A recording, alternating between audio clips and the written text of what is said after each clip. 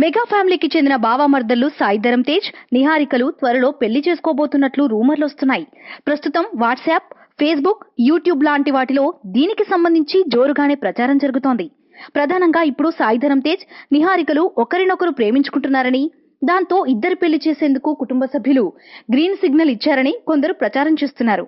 దీంతో మెగా అభిమానులు కూడా ఒక్కసారిగా తెరపైకి వచ్చిన ఈ న్యూస్ తో షాక్ అయ్యారు.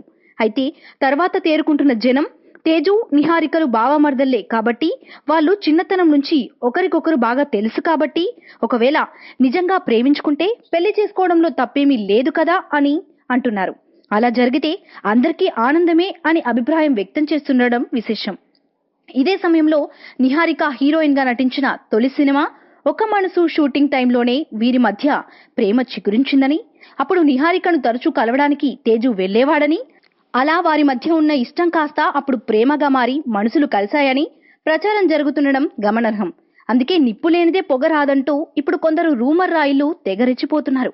ఇటు మెగా అభిమానులైతే ఈ విషయంలో ఏం జరిగినా అంతా మంచికేనని, అందరూ ఫుల్ ఖుషి అవుతారని చెప్తున్నట్లు తెలుస్తోంది.